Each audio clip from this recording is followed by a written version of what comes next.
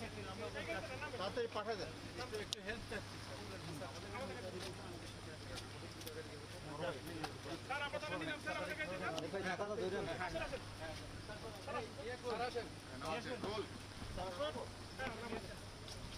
Handover হয়েছে না?